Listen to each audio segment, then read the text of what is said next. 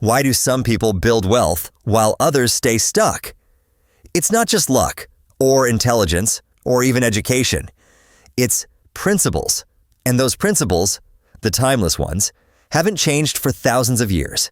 In fact, they were written on clay tablets in a city called Babylon 4,000 years ago, and they still work. Welcome to the ultimate visual guide to building wealth, step by step. We're going to break this down using one of the most powerful financial books ever written, The Richest Man in Babylon, by George S. Clason.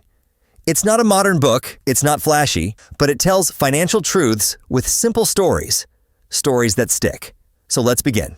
Step 1. Pay yourself first. The richest man in Babylon was named Arkad. He wasn't born rich, he wasn't lucky. He simply followed one golden rule. A part of all you earn is yours to keep. Simple, right? But most people don't keep anything. They earn, they spend, they repeat, sometimes more than they earn. So what does pay yourself first really mean? It means this: before you pay rent, bills, or buy anything, set aside 10% for yourself. Not for spending, not for vacation, for building. This is your seed, and if you never plant it, you'll never grow a tree. Step 2. Live below your means. In the story, Arkad warns a friend. That which each of us calls our necessary expenses will always grow to equal our income, unless we protest. Sound familiar? Earn more, spend more, upgrade, subscribe, inflate. But wealth doesn't come from income, it comes from discipline. Living below your means isn't about suffering, it's about control. Spend less than you earn, always. Then use the difference to build assets, not liabilities. Step 3. Make your money work for you. In Babylon, Arkad explains a key idea. Gold in a purse is gratifying to own, but earns nothing. Money sitting still fades. Inflation eats it. Opportunity costs rise. Instead, invest it. Let your money go out and work, like a servant, bring you more money, and reinvest that too. This is compound growth. It's not magic, it's math. But it feels like magic. Whether through stocks, businesses, real estate, put your gold to work. Step 4. Protect your gold from loss. Another powerful Babylonian lesson. Guard thy treasure from loss. Arkad tells a story of a man who invested in foreign jewels, only to be tricked by a seller who knew nothing about gems. The lesson? Don't gamble, don't chase promises, and don't take advice from people who don't live by it. Every dollar you save is a soldier. Protect your army, and don't send it into unwinnable battles. 5.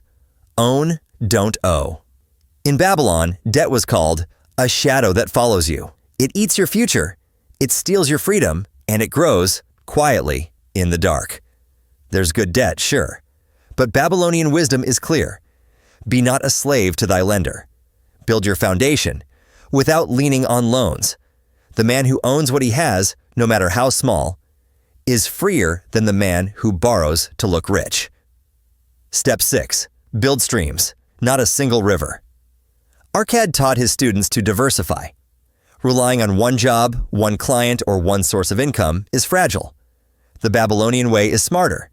Start with one income, then grow others. Investments, side businesses, skills you can monetize. Streams, not rivers. If one dries up, you still have flow. Step 7. Always keep learning. Even the richest man in Babylon asked questions. He read, he listened, he learned from others, he failed. Then he asked, why? The man who seeks wisdom will find gold, though not always in the form he expects. Wealth doesn't just grow from coins, it grows from mindset, from knowing how money works, how people think, and how the world changes. The moment you think you know it all, you stop growing. Stay curious. Stay a student. Step 8. Leave a legacy. The final Babylonian principle? Increase thy ability to earn. But not just for yourself. True wealth is not just about accumulation, it's about impact. Teach others, help your family, build things that last, pass on the knowledge. The richest man in Babylon wasn't just rich, he made others rich too. He didn't hoard coins, he passed down principles, and that is real wealth. A modern-day example. Let's meet Daniel. Daniel lives in a big city, works a decent job, and like most people, spends almost everything he makes. He drives a car he's still paying for, orders takeout 5 times a week, knows investing is smart, but never starts. Then one day, while doom-scrolling, he stumbles upon a book, The Richest Man in Babylon. He reads it in a weekend. It feels ancient, but weirdly true. Daniel decides to try it. Month 1, he saves just 10%. It hurts, but he does it. Month 2, he cancels 2 subscriptions he barely uses. Month 3, he opens a basic ETF investment account. A year later, he's still not rich. But he has control, he sleeps better, he has a buffer, and for the first time, he feels powerful. But then, the market drops. 20% down in a month. He panics, wants to sell. Friends tell him to cut losses. But then he remembers something Ark had said. Gold clingeth to the protection of the cautious owner who invests it under the advice of wise men. Daniel takes a breath. He reads, he waits. He even invests a little more, and slowly, the market recovers. So does his confidence. Now Daniel sees money differently. It's not a thing to chase. It's a tool to control. It's a servant, not a master. He still lives in the same apartment, still makes the same salary. But now, he's building, not just wealth, but resilience. Brick by brick. Modern translation. Let's take everything Babylon taught us and translate it to today. Pay yourself first, or automate your savings. Live below your means means budget with intention. Make money work is to invest early, invest regularly. Protect your gold is to avoid high-risk hype.